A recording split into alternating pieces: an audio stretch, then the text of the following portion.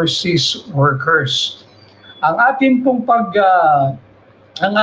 pagtatanghal ngayon, yung ating direktang ugnayan sa inyo, nariyan po yung ating pamagat, ang United States of America o yung US. Ano po ba talaga sila sa atin? Sila ba ay aliado o amo?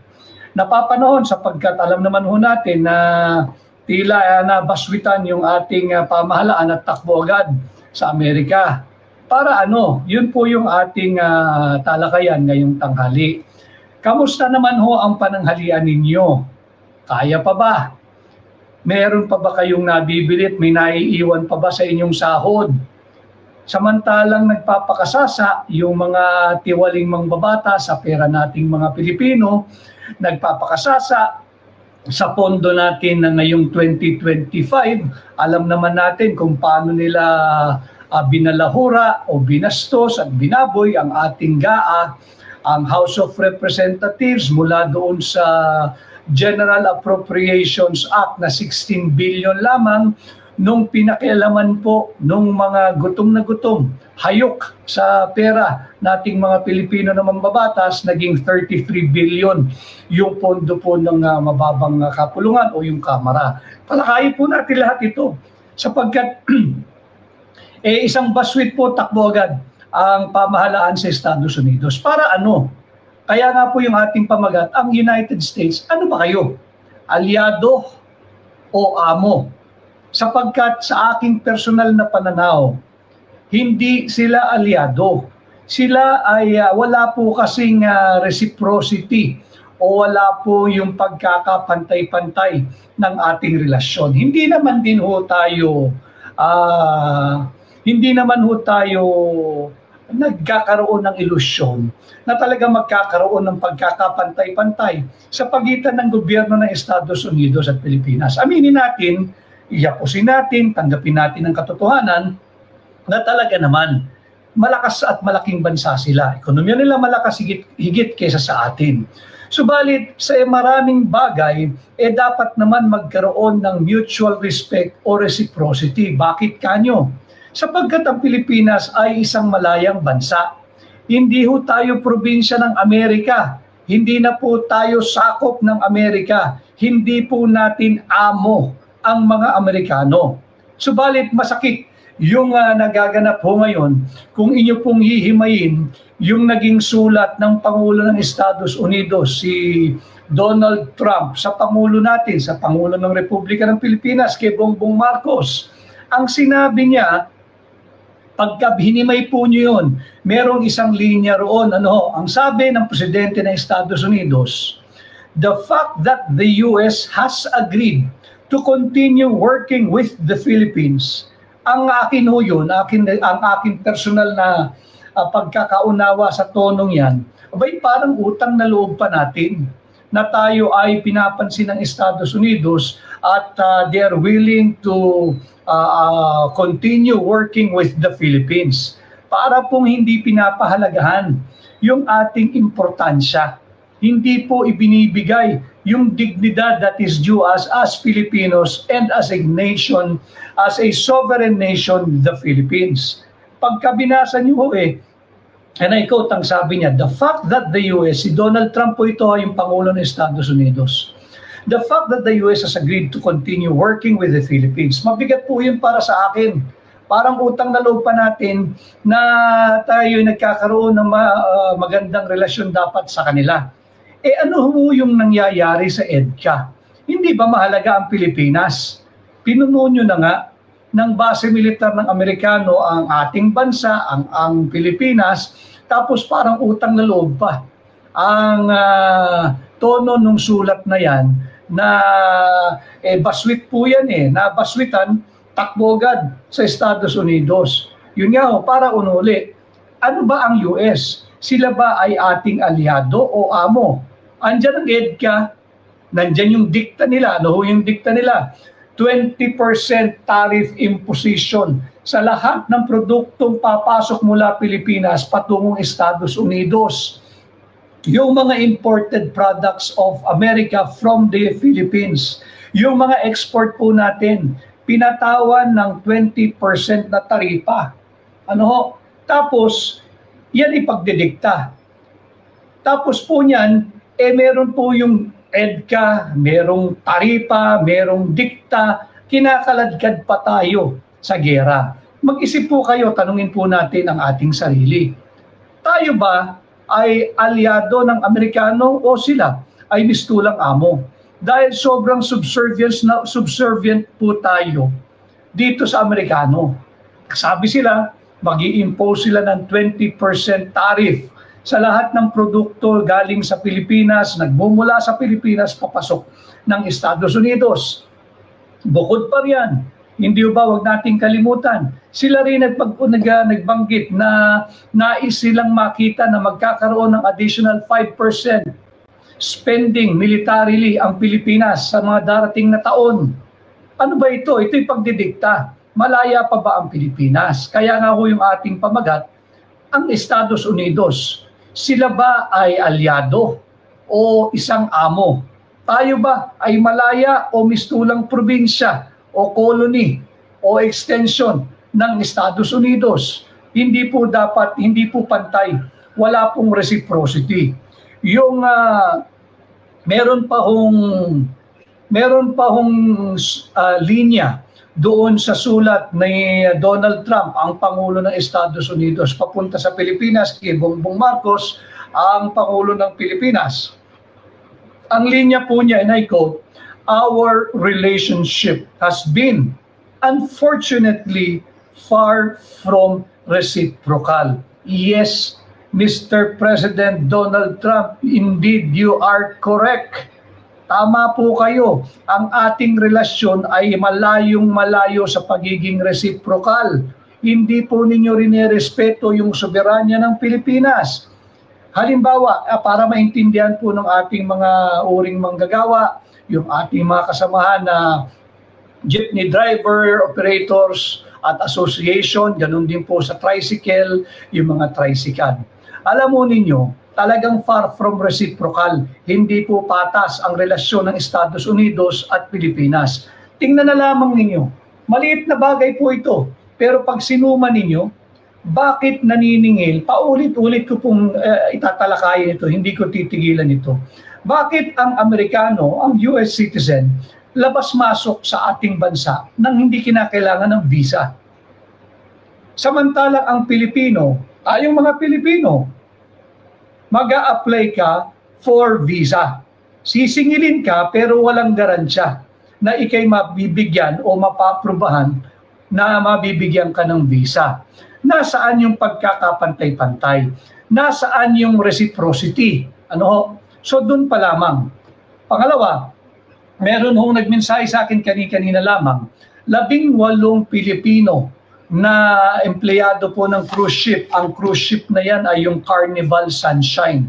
Dumaong po dyan sa Norfolk, Virginia, 18 na Filipino cruise ship workers, inaresto, pinusasan, deported or ide-deport.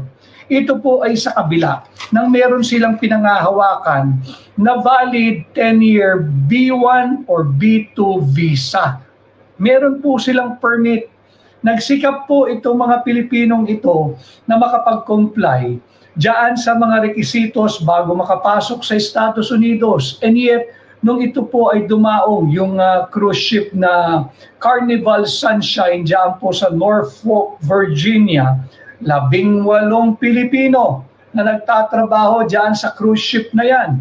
Inaresto, pinusasan, ide-deport or probably by now deported na on its way back dito sa Pilipinas. So kung makikita ho ninyo, nasaan yung pagkakapantay-pantay. Kaya tama ho yung sulat ni Donald Trump eh. Our relationship has been, unfortunately, far from reciprocal. Indeed, walang reciprocity. Hindi ninyo binibigay yung respetong nararapat sa aming mga Pilipino, sa atin bilang nasyon, bilang bansa, sapagkat napakarami pong imposition. Tingnan na lamang natin yung binigay na 20% tariff. Originally, 17% lang po yan nung in-announce. Wala naman din po tayong dapat ipagdiwang. Mas mababa ng 3% and yet pinalo pa rin ng 20%. Bababa muli ng 17% yan, maaari, baka para bigyan ng konting win or tagumpay yung magiging pagbisita ni Bongbong Marcos sa Estados Unidos. Makauwi siya, sabihin niya na dahil sa aking pakikipag-dialogo sa Estados Unidos, from 20% naging 17% na lang yung taripa. Mali pa rin ho yun. Bakit?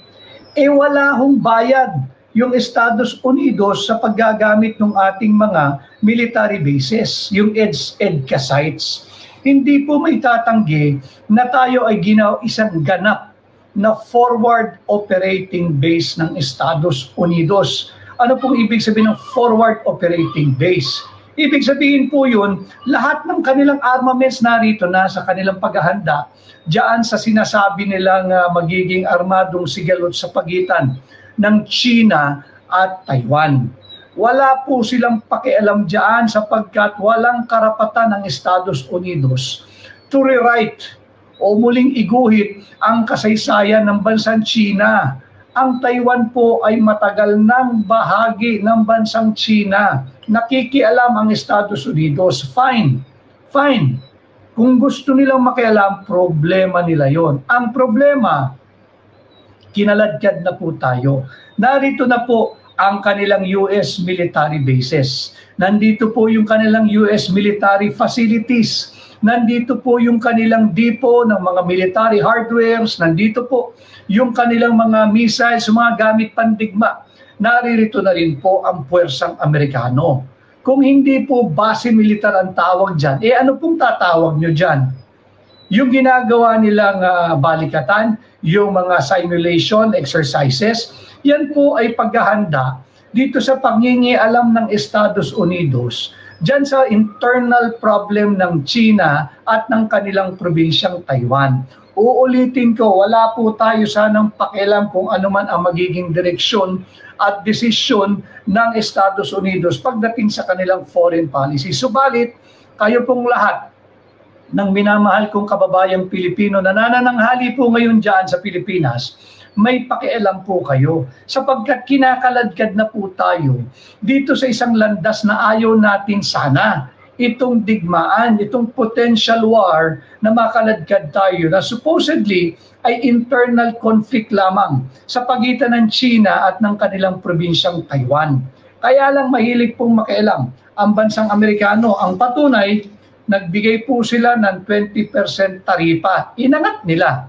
Lalagyan nila ng buwis. Lahat ng produkto na gawa po sa Pilipinas o kaya ay manggagaling sa Pilipinas, 20%. Dahil sabi nga po nila ni Donald Trump, hindi raw po patas yung ating relasyon. Tama po yun, hindi patas sapagkat gamit kayo ng gamit sa aming Philippine military bases, Philippine military facilities, wala po kayong ibinabayad.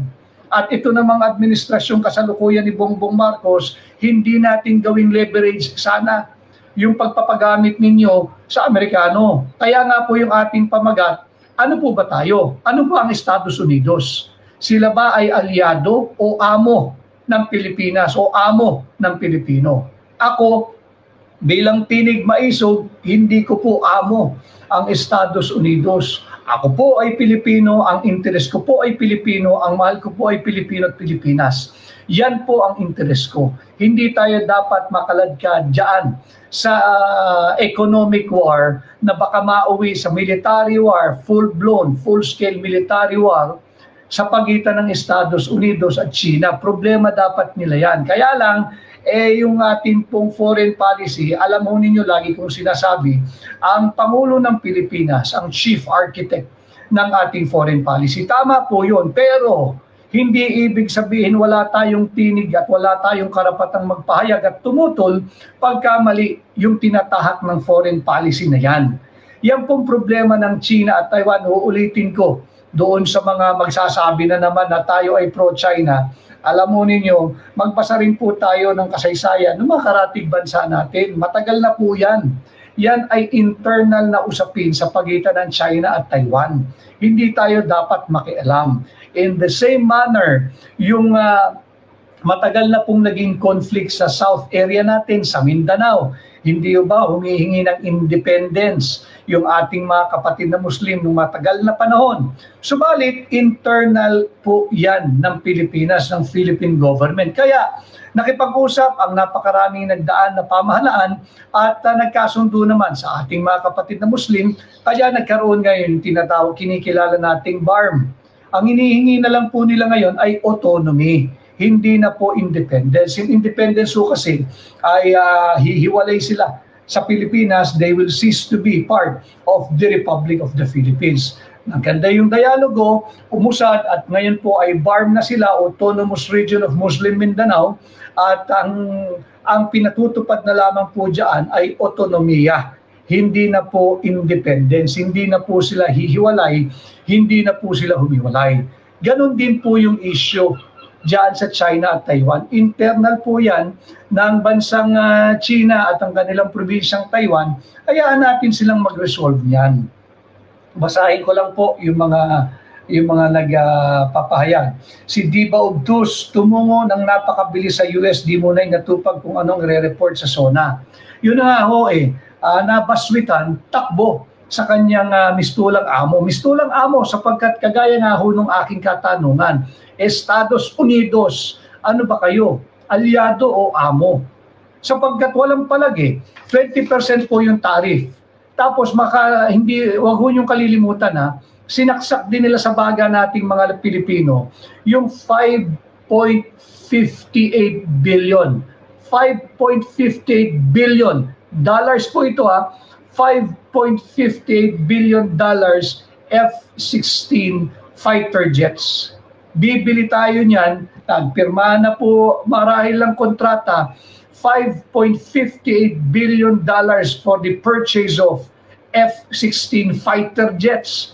Bukod pa dyan, nagpapasaring na po sila na dapat itaas daw po ng gobyerno ng Pilipinas sa ating taunang budget ng 5% ang ating military spending.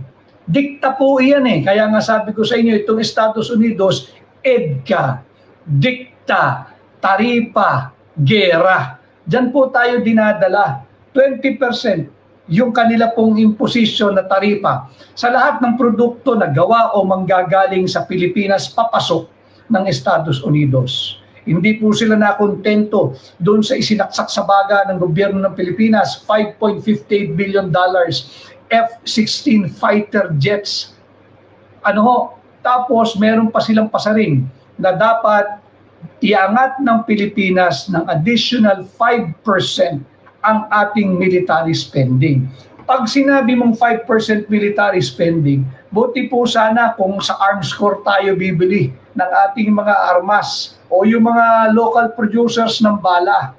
Bibili po tayo sa US military contractor. Linoloko po tayo ng mga ito.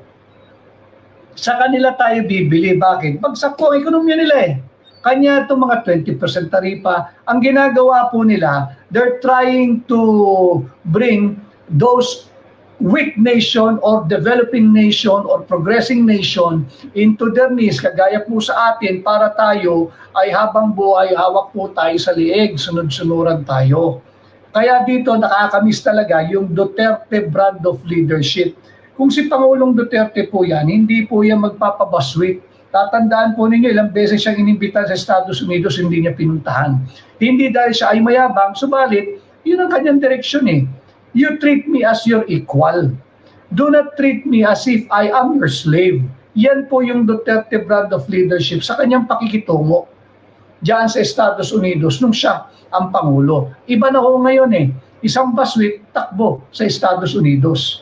Si Monette Miraflor, sinakop na po tayo dahil sa sunod-sunuran si Bongbong Marcos. Si Policarpio Ediga, si Marcos baka magmakaawa pa sa US yan dahil no choice siya ngayon, weak leader Si Janet Montalban Panaligan, ito yung vlog na may kabuluhan. Marami pong salamat.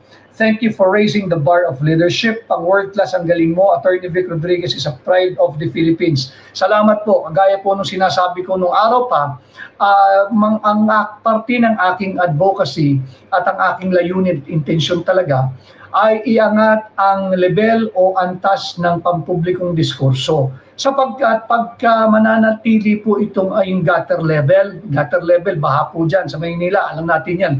Pagka yan po ay nanatili sa gutter level na type of discussion, uutuin po tayong patuloy nung mga nagsasamantalang malalaking puwersa at interes at impluensya kagaya ng Estados Unidos. Ulitin ko I have nothing against the United States of America.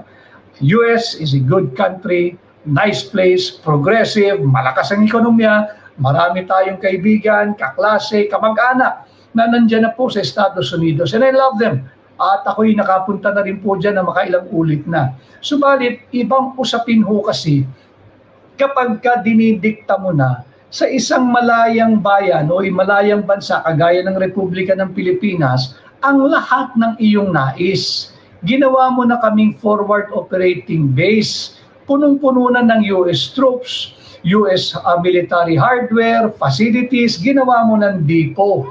Ang Subic, ang Clark, ang kasunod niyan dinikta mo yung EDCA, dikta ka pa rin ng dikta, nagbigay ka pa ng taripa, at ngayon naman kinakaladkad mo ang bansang Pilipinas at ang mamamayang Pilipino diyan sa landas ng giyera. Hindi po kami mananalo riyan. Mga kababayan, hindi po tayo alarmist, pero gusto ko pong sana sariwain nyo yung kakatapos lang, although still fragile, holding on but still fragile, yung ceasefire o tigil putukan sa pagitan ng Israel at Iran.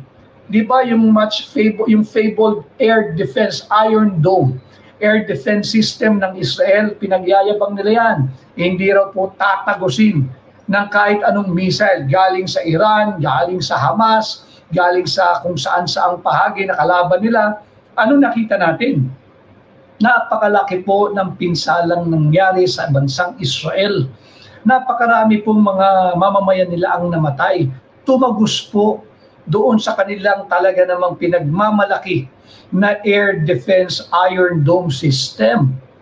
Tayo po walang ganyan Nakahubad po tayo. Tatagos lahat ng ibibigay ng China kung sakaling umabot tayo sa point of no return. Kaya nga po pinag-uusapan natin dito sa aking pahina sa Tinig Maisog nang sa ganoon makabuo po kayo ng opinion at gumawa po kayo ng klaro na at malinaw na paninindigan, again not necessarily in accordance with mine or hindi kinakailangan tugma o pareho po tayo ng paninindigan, opinyon at saloobin.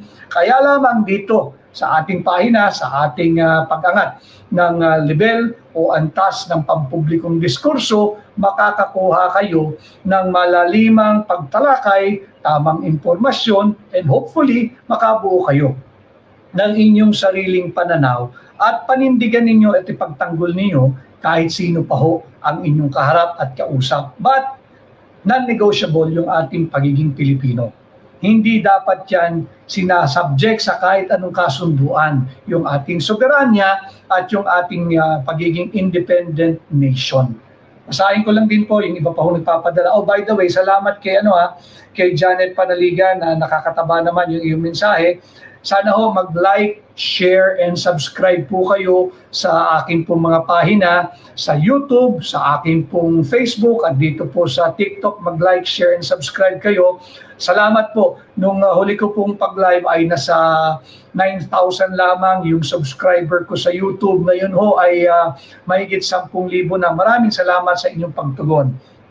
Kay Tyson 2. Hi po, magandang tanghali, Attorney Vic. Tyson 2. Maraming salamat sa patuloy na update kahit nadaya tayo. Tyson 2, dahil yung pangalan mo pang-boxing, natuwa po ako doon sa umikot na mensahe kahapon. Si Chairman Technical Glitch, kinakailangan nyo tulungan si Manny Pacquiao. Baka pwede nyo naman proklamahin na siya talaga yung nanalo kahapon. Total, mahilig kayo magproklama ng mga talong kandidato, ginagawa ninyo ng paraan. Si Manny Pacquiao daw, sabi ng mga netizen, si Chairman Technical Glitch, pakiproklama na magkaroon naman tayo ng isa na namang kampiyon sa larangan ng boxing. But on a more serious note, congratulations sa pambansang kamao kay Manny Pacquiao for putting up a very, very courageous fight yesterday. Talagang bubugan At nandun pa rin yung bilis. Siyempre, inaabot na po ng edad. Higit mas bata yung kanyang kalaban, mas malaki, mas mahaba yung reach.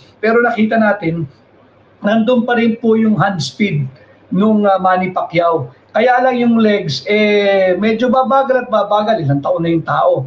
Pero kung sasabihin mong galing at galing, magaling pa rin. Pero yun nga ho, baka pwedeng matulungan ng COMELEC at maproklama po si Manny Pacquiao bilang tunay na nanalo kahapon. At total lahat pinakikilaman ninyo, proklama nyo na rin po si Manny Pacquiao.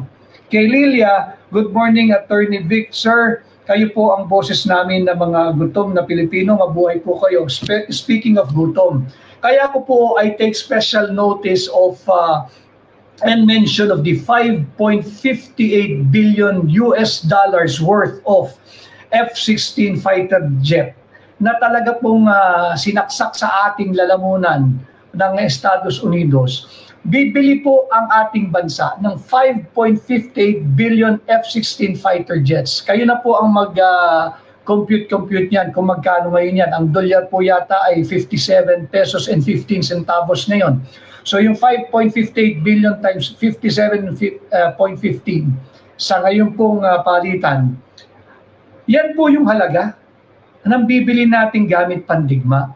Hindi po nakakabuhay ang F-16 fighter jets. Wala po tayong kalaban sa labas ng bansa. Hindi po natin kailangan yan. Ano po ang ibig kong sabihin? Nabanggit po kasi kanina dito na nagugutom. Tinig daw po tayo ng mga nagugutom na Pilipino. Sabi ni Lilia, tama yun, Lilia. Sapagkat noong January 16 of this year, may lumabas na pag-aaral na 25.9 million Filipinos po ang nakaranas ng involuntary hunger. 25.9. Mahigit po sa 1/4 ng Filipinos yan, nating mga Pilipino, ang nagsasabi nakaranas sila ng kagutuman na hindi nila dahil hindi sa kagustuhan nila. Nagutom po sila. Ano po ba ibig sabihin? Involuntary hunger. Yun po ay yung hindi nakakain ng at least isang beses sa loob ng 3 buwan. Mantakin po ninyo, bibili ka ng gamit pandigma yung F-16 fighter jets sa kabila ng findings na 25.9% of the Filipino population, mahigit po sa 1/4 ng dami nating mga Pilipino nakaranas ng involuntary hunger. Tapos bibili ka ng 5.58 billion dollars worth of F-16 fighter jets para ano? Pangdepensa daw po ng ating teritoryo. Laban kanino? Sa China. Si Abinino ng Estados Unidos. Ulitin ko, US, ano ba namin kayo? Kayo ba'y alyado o amo? Sa ipinapakita ninyo, nitong mga nakaraang buwan at taon sa ilalim ng panunungkulan ng Bongbong Marcos administration, nag-aastang amo kayo. Nag-aastang amo kayo naming mga Pilipino na hindi po natin dapat hayaan. Kung talagang sila ay they really care about at concerned sila sa ating national security at territorial integrity, bakit nung nagsisimula pa lamang ang bansang China na gawin yung kanilang reclamation dyan sa area ng South China Sea, you did not even lift a finger? Ito po'y tanong ko sa Estados Unidos. Bakit nung nagsisimula pa lamang yung reclamation project ng bansang China, hindi ninyo kami tinulungan para awatin? Bakit ngayong buo na, here you are, darating kayo na parang knight in shining armor na mga Pilipino at kayong aming tagapagtanggol? Pangbubudol po yan. At kawawa po ang Pilipino dahil ilang beses na po tayong binubudol ng kasalukuyang administrasyon. At bukod po doon sa sinabi kong 25.9% ng Pilipino ay nakaranas ng involuntary hunger, ito ho mas malupit. 63% ay nagbigay ng self-rated poverty. 63% po ng Pilipino nagsabing sila ay pulubi. Sila'y mahirap, sila'y naghihirap. Ito pong 63% na to, highest in over 2 decades. Pinakamalaki po ito sa loob ng 2 dekada or 20 years. 2020. 20, mahilig ho talaga sa 20 ang administrasyon ni Bongbong Marcos. Ano ko ibig sabihin? Yung 20 pesos na kilo ng bigas, nasaan na? Artificial po yan, sinasabi available, tingnan natin. Yung 20% na yan, hindi ba? 20% din ho. Yung taripang inimpose ng Estados Unidos na hindi man lang pinalagan ng ating ambassador doon sa Estados Unidos at ng ating gobyerno. Binaswitan ng Amerikano, takbo doon sa White House, magpapapicture taking. 20% din po yan. Ano pa po yan? Yung mga kababayan nating nanananghali po ngayon, pasintabi, baka kayo'y mabulunan. Araw-araw, nagbabanat tayo ng buto para magkaroon tayo ng savings para sa ating mga anak. Ano ang ginawa ng Marcos administration? 20% yung additional tax na ipapataw sa mga savings po nating mga Pilipino. Ano? So 20 na naman yan, mahilig po sa 20 ito eh. At sana magkaisa po tayo, huwag nating pahintulutan na another 20 o 20 taong mananatili ang lahi nito na naman sa pwesto sa Malacanang at maghihirap po tayo. Tatandaan natin, 20 rin po, 20 taon yung Marcos Sr. Anong nangyari? Nagkaligwak-ligwak ang ating ekonomiya, ang ating bansa. Huwag na po tayong pumayag. Ano ho? Basahin ko lang po yung mga ibang nagpapahatid pa. Kay Isabella Bell, hello Attorney Vic, isa ka sa inaasahan namin mga OFW na pag-asa ng Bayang Pilipinas. Marami pong salamat. Kay Mardy de Guzman, hindi ako magsasawang iboto po kayo. Naku, salamat po. Ulitin ko lang mo, ito yung aking ginagawa. Malayo po ang eleksyon. Anything can happen between now and 2028 or 2027 yung filing. Ang importante sa aking maliit na ambag sa nation building na may angat po natin ang antas ng pampublikong diskurso sa lahat ng mga mahalagang usaping panlipunan sapagkat kinakailangan po natin na mga informed at enlightened citizens nang hindi na po tayo patuloy na mabudol ng administrasyong ito. Kay Ella Alila, Attorney, Syria naman po ang target ng Israel. Araw-araw po sila binobomba. Sana naman po may mga musta sa mga Filipino doon. Tama po yun. Kay Cres Dairit, People's Choice Senator Forever, maraming salamat. At yun nga ho, makikita natin napakaraming kalukuhan at ngayon po, ilang araw nang nag-uulan. Bumabaha, nasaan ang flood control program? Yung 5,500 flood control programs. At merong lumabas na artikulo, please correct me if I am wrong, so I will not be accused of spreading false information, that there seemed to be an attempt na i-link yung Dolomite Beach daw ho ang nagiging sanhi ng pagbaha sa Maynila. Abay, isa pa pong malaking kalokohan yun. Ito'y pagtatakip. Kung ganyan ho ang direksyon ng usapan, magsosona na naman po. Ano na naman ang kabulaan ng ipapahayag ni Bongbong Marcos sa ating mga Pilipino? Pag-uusapan kaya yung kung paano sinalbahe, binastos ang mandato ng mga Pilipino, yung malawakang dayang nangyari nung halalan? Itong katatapos na halalan. Hindi ba? Na napakaraming milyong boto ang basta na lamang nawala dahil nga raw kay technical glitch, kay Chairman Technical Glitch. Bantayan natin ano yung kanyang sasabihin. At syempre, yun nga po yung sa mababang kapulungan, ako yung maasa na tulungan po natin yung mga matitinong mambabatas na nariyan.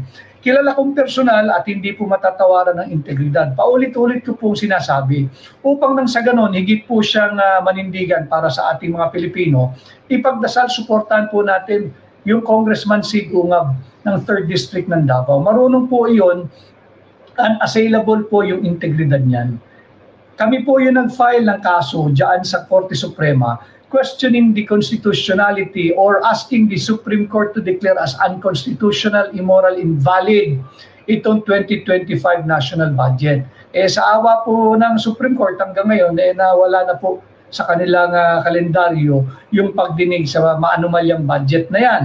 Pero nandyan pa po si Congressman Sig Ungab. 3 taon pa po siyang mananatili sa Kongreso. Tulungan po natin para higit niyang bantayan ang kawan ng bansa.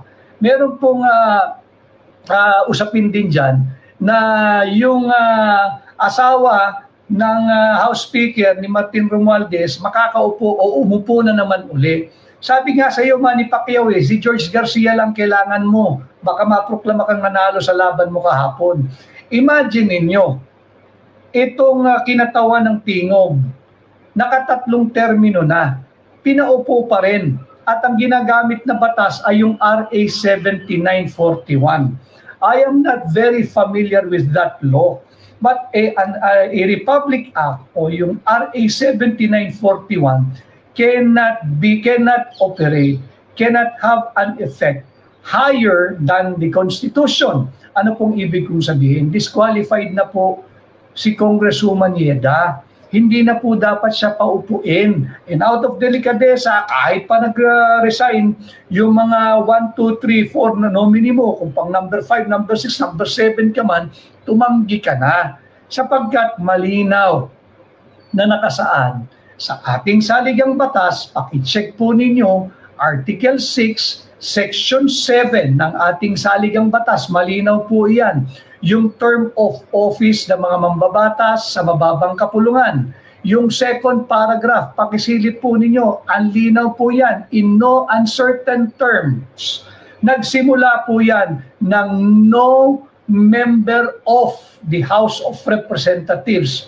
Hindi po yan conditional, ang simula niya agad, yung second paragraph, no member. Wala pong kahit sinong miyembro ng mababang kapulungan shall serve for more than 3 consecutive terms. Malinaw po ang ating saligang batas diyan. Hindi po pwedeng sabihin na gagamitan ng RA 7941.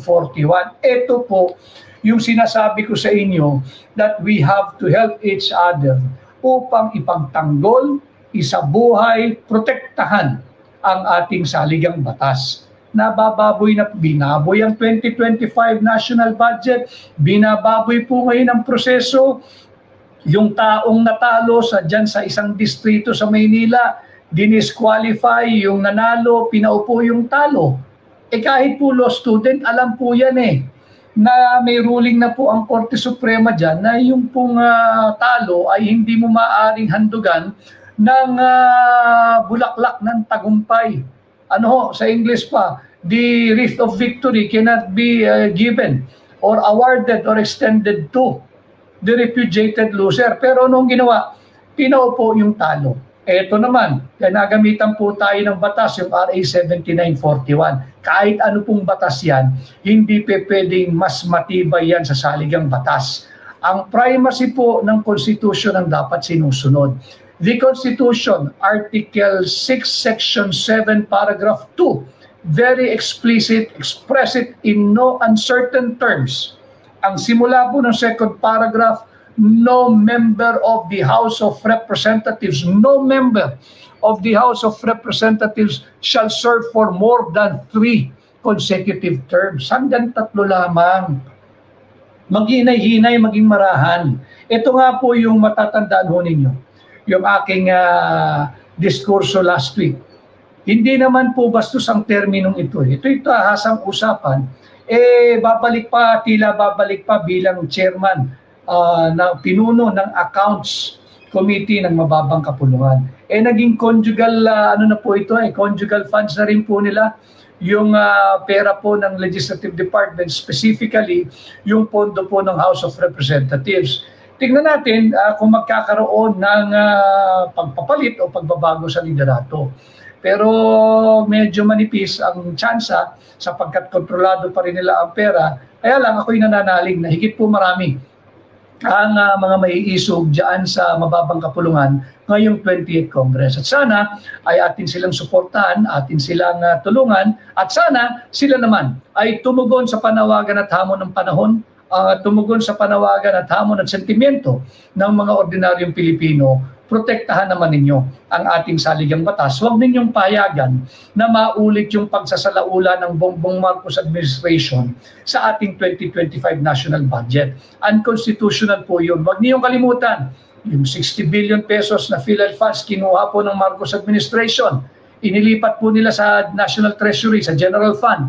Huwag po natin kalimutan, binigyan na zero funding ang PhilHealth ngayong taon. Yan, ngayon, mapatuloy ang masamang panahon. Lumexit na sa Philippine Area of Responsibility yung isang bagyo. Meron na naman pong namumuo, nabuo na at papasok. Kailangan po natin, kung ano man ang serbisyong mapapala natin sa PhilHealth, pero binigyan po nila ng zero funding. Unconstitutional din po iyon dahil malinaw din po sa saligang batas na yung mga special funds na nakolekta for special purpose ay hindi po maaaring gamitin kung hindi para lamang dyan sa pakay na yan. Hindi po pwedeng i-juggle o gamitin sa iba't ibang gamit yung special fund na yan. So ulitin ko sa lahat na nagtatanong, illegal po yung muling pagbabalik nung Congressman Yeda ng Tingog dyan sa Kongreso. Kahit po siya ay pinaupo ni Chairman Technical Glitch. Bakit kanyo? Yung ini-invoke po nilang Republic Act 7941, illegal po yun, unconstitutional po yun sapagkat malinaw, in no uncertain terms, very categorical ang naging pahayag ng ating, hindi po ng Korte Suprema, ng ating saligang batas. No member of the House of Representatives shall serve for more than 3 consecutive terms. Check po nyo yan, yung mga mambabatas, yung mga law students, yung mga abogado, yung COMELEC specifically and especially, tingnan ninyo yung Article 6, Section 7 ng ating saligang batas. At yung 20 pesos sa taripa, walang yung 20 pesos na murang bigas, yung 20 pesos, yung 20% na tax sa mga savings ng mga kaawa-awang Pilipino, yung mga uring manggagawa. Sobrang pasakit na po ito Di ba? Hindi po problema yung kawalan ng pondo Ang problema po yung kawalan ng kabusugan ng mga magnanakaw sa gobyerno. Hindi po solusyon na kuba na po ang mga Pilipino kakakayod Isang kahig, isang tuka. Lumalabas ng bahay, namamasahe, kakain pa ho kayo, mamamasahe uli. Anong natitira sa sahod po ninyo? Ito dapat ang malaman ng Marcos administration. Alam ito ng Bongbong Marcos administration, wala lang po talaga silang malasakit sa Pilipino. Wala silang puso para sa Pilipino. Hindi po solusyon na magpapataw tayo ng panibagong buwis. Kuba na ho yung mga Pilipino. Puno na po ng kalyo. Yung kamay kakakayod. Yung tuhod po panay kalyo na rin. Kakakayod. Samantalang yung mga nasa gobyerno, yung mga korap sa gobyerno, nagpapakasasa. Yung 20% tax po, diyan sa savings sa mga Pilipino, maawa naman kayo. Ang hilig niyo sa 20, hindi na tuloy na 20 pesos na murang bigas. Ngayon naman, 20% tax imposition ng Estados Unidos, hindi ninyo man ninegotiate. At itong 20% tax sa mga savings. Ano pa, kanya nga po mag-iingat tayo, yung naunang Marcos, 20 years din na, 20 years din po yun, 20 taon pinahirapan tayong mga Pilipino. Huwag tayong pumayag na manatili sa 20 taon na naman ang lahing ito. Ubusin po tayo nito, maniwala kayo sa akin. Maniwala ko kayo sa akin. Ngayong tag-ulan, nasa na yung 5,500 flood control programs? Nasaan na yung bilyong-bilyong piso, daang bilyong pisong flood control funds? Wala na po, hindi na tayo natuto Pero alam ko po na nakakatulong yung ganitong direktang ugnayan natin, yung aking pong advokasya na iangat ang antas ng public discourse kasama po kayo. Nakita na po natin, may prueba po tayo, yung massive rejection na ibinigay po ng sambayan ng Pilipino sa Marcos administration itong huling halalan, itong midterm. Sabi ko nga po sa inyo, ang midterm election ay nagsisilbing referendum. Kung sang-ayon ba tayo sa unang 3 taon ng Bongbong Marcos administration o hindi. At ipinakita natin yung rejection. Malinaw yan. Malinaw yan. Yung full rejection ipinakita ng Pilipino. Bakit po kanyo? 3 na lang ho ang kandidato ng administrasyon. 3 lang naman dyan ang miyembro ng PFP, yung partido ni Bongbong Marcos. 3 na lang ho yan. 3 na lang ang kandidato nila. Wala pong pinalusot ang sambayan ng Pilipino. Lahat ng 3 kandidato nila, nasa kanila na lahat. AKAP, AIX, Ayuda, Military, Police, lahat. Lahat nasa kanila na. Hindi po natin pinalusot. Ibig sabihin, mulat na mulat ang mamamayang Pilipino. Kulang pa. Kulang pa. Ang election po ay isang pamamaraan lamang ng pagkakaroon ng regime change. Pero marami, kung kayo ho ay araw-araw magsasalita, pagpapahayag, magpaparinig ng inyong saloobin, maaari pa po nating mabago ang direksyon, ang maling direksyon tinatahak ng Marcos administration. Magtulong-tulong po tayo. Sapagkat isa lang po ang bansa natin Pilipinas. Nonetheless, meron po kayong reservation at lilipat kayo sa ibang bayan, balik kagaya po ng inyong lingkod, wala po kasi akong intensyong lumipat at manirahan sa ibang bansa. Ako po ay Pilipino, sa Pilipinas ako maninirahan, hanggang sa huling hininga ko, ako po ang ay magiging Pilipino. At alam ko, hindi lang po ako, mag-isa lang ako, higit pong marami ang may ganyang sentimiento. Kaya pagtulungan po natin, huwag po nating sukuan ang ating bansa, ang ating bansang Pilipinas, huwag po nating tigilan ang pagmamalasakit sa ating mga kapwa Pilipino, huwag po nating sukuan ang ating pagiging Pilipino. Pagtsagaan po natin, magsama-sama po tayo. At patuloy yung ating pagdidiskursong ganito para po lalo pang mamulat ang higit na mararaming Pilipino. Kay I love views too, ang lakas ng ulan, presko pa noon pero nakakainit ng ulo kapalpakan ng gobyerno. Ang daming bahang lugar. Yan po, ano na naman ang kasinungalingang ipapahayag niya sa SONA. Bantayan natin yan. Ang SONA ho is a report. You're presenting your report card. Ito po ang aking report card nitong nakaraang taon. Kasi ang ginagawang pambubudol, mapapalakpak na naman yung mga himod tumbong ng mga mambabatas na nakikinabang sa Bongbong Marcos administration. Tatayo pa yan, bibigyan pa ng standing ovation.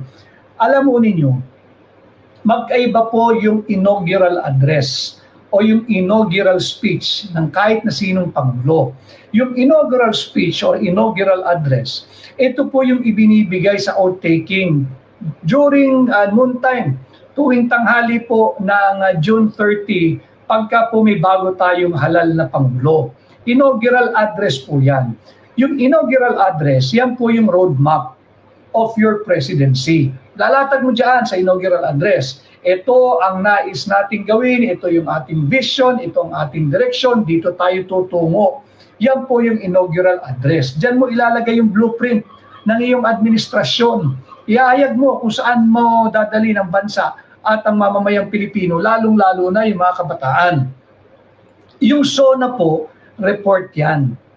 Report card po yan, progress report po yan. Parang construction po ito Ito yung plano. Ito yung plano natin. Ganito natin bubuuin ang township o ang building na ito. Tapos, periodically, magre-report na yung mga engineer. Ito po, yung SONA po, progress report po ito. Kung ano ang nangyari doon sa linahad mo, sa inaugural address mo. Yung naglatag ka ng blueprint, nung una mong pagtatalumpati bilang Pangulo ng oath-taking mo, in the case of Bongbong Marcos noong June 30, 2022, linatag po niya yung blueprint.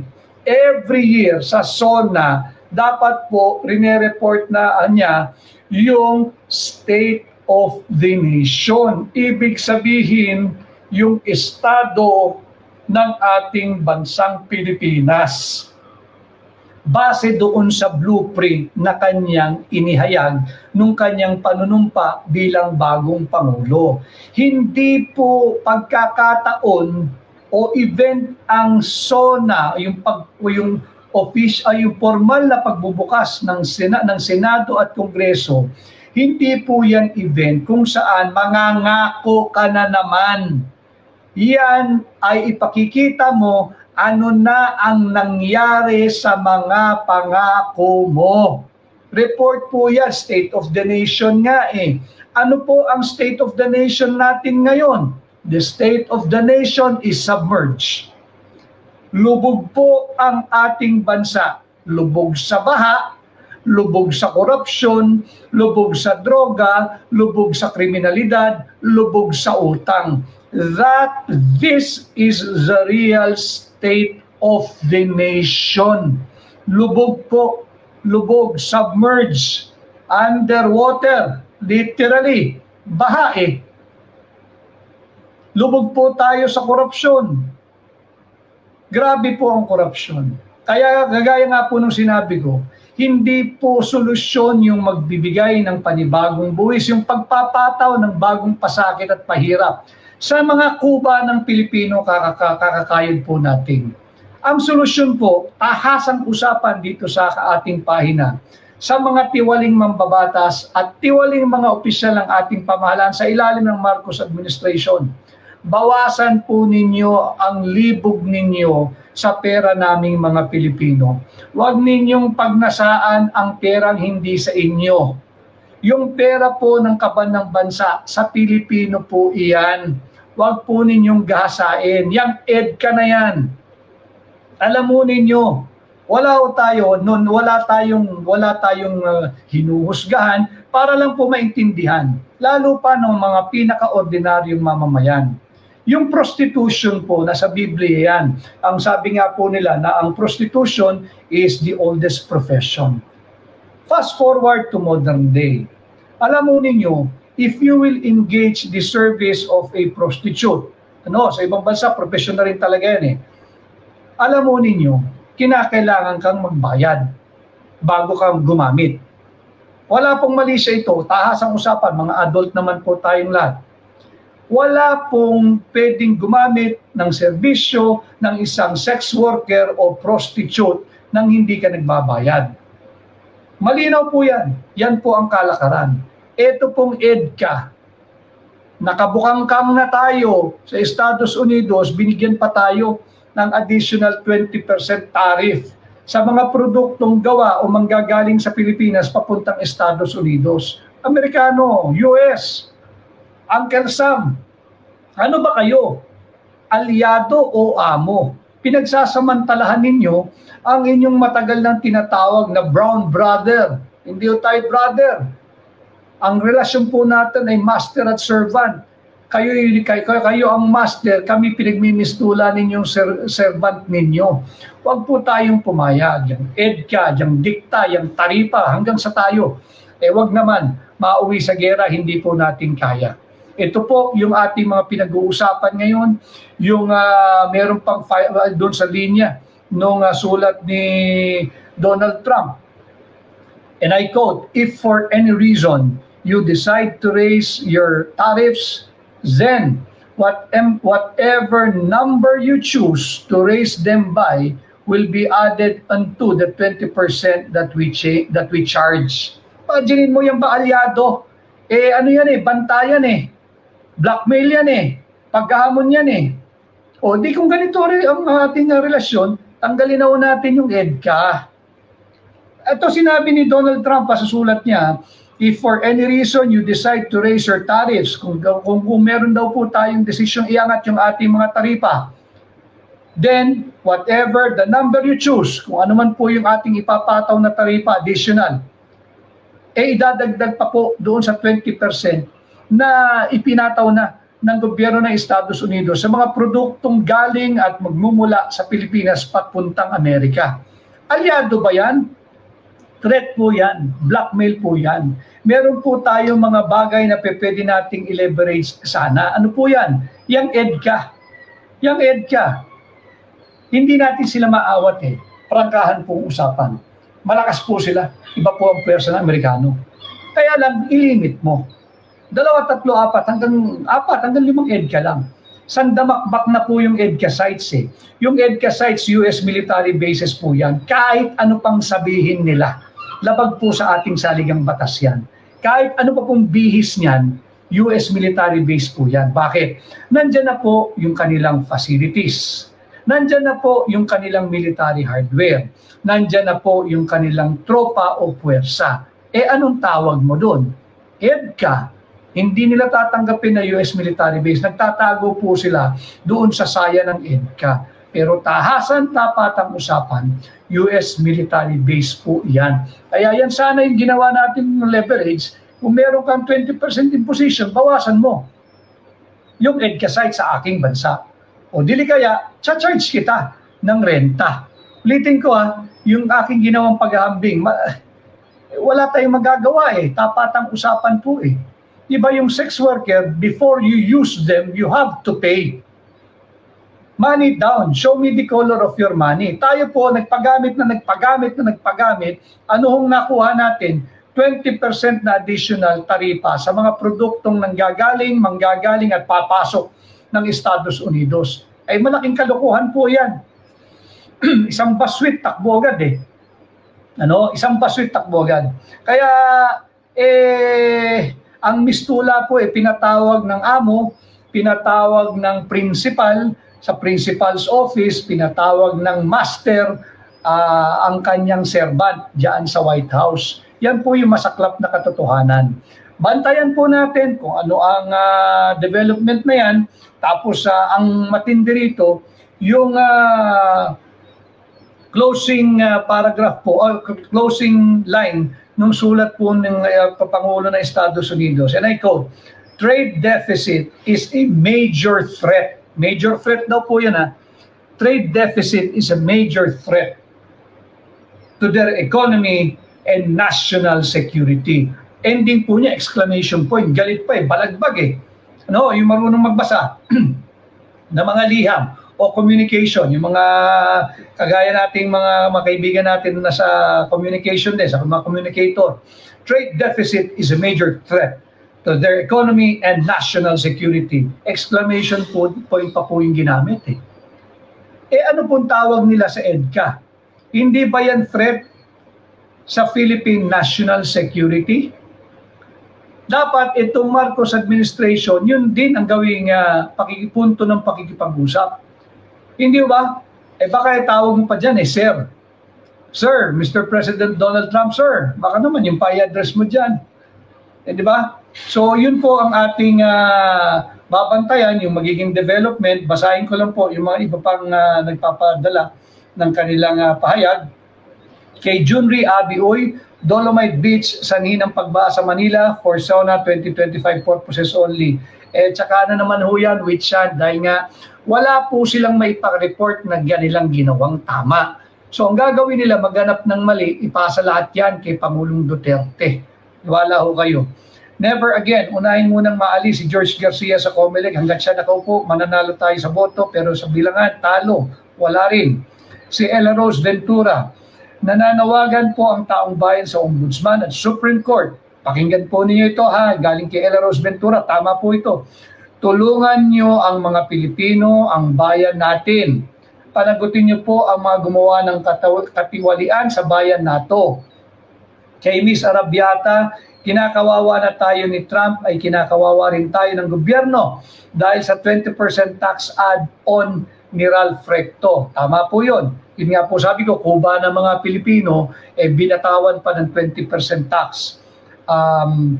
Si Romel Lopez, good morning, Idol Attorney Rodriguez, watching from beautiful British Columbia. Mabuhay ka, Romel, at good morning din sa'yo. Kay Mildred Vio Vicente, Attorney Vic, wag po kayong magsawa din. Nandito po kami mga kapwa ninyo makikipaglaban. Alam mo ninyo, we are doing our share na makipaglaban, maging boses, tinig, mata, tenga ninyo. Ganon din po si Vice President Inday Sara Duterte. Subalit hindi po namin kaya na kami-kami lang. Kinakailangan po namin kayo. Kami po ay magiging leader ninyo, nagsisilbing leader ninyo bilang mga Pilipino, pero kinakailangan po namin ng tulong ninyo. Kaya ano pong expectations nyo na mai-report ni Marco sa SONA? Wala. Anong expectation natin?